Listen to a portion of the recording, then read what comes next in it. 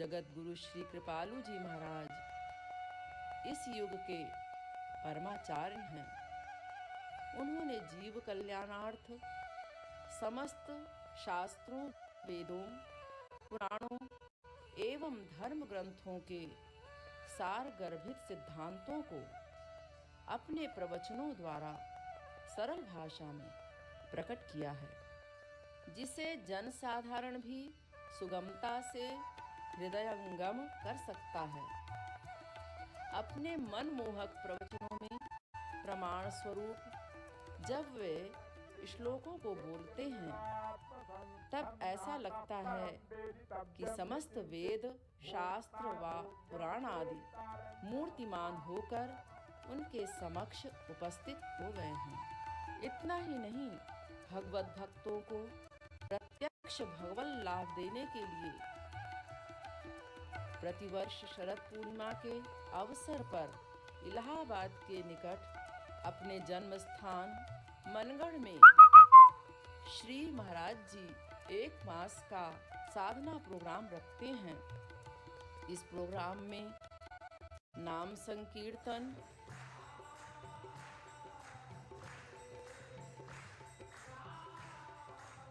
पद संकीर्तन,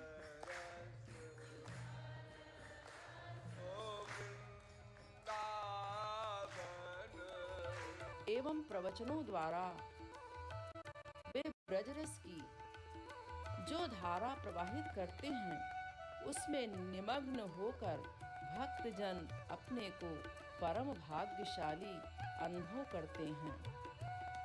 आइए हम लोग भी अब उनकी अनुपमेय प्रवचन व संकीर्तन माधुर्य का पान करें।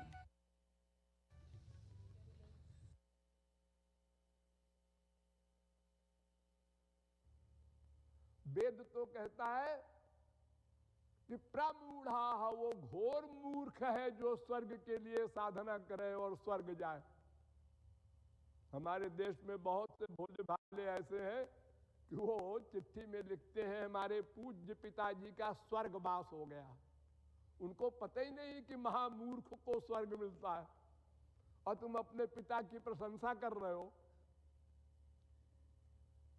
स्वर्ग लोक तो इतना निंदनीय है कि उसको वेद कह रहा है प्रमूढ़, घोर मूर्ख है, क्योंकि वो कुछ दिन के लिए मिलता है और फिर उसके बाद मृत्युलोक में आना पड़ता है और कुत्ते बिल्ली गधे बनना पड़ता है।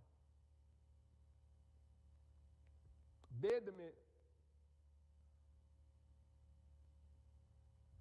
बहुत विस्तृत निरूपण किया है।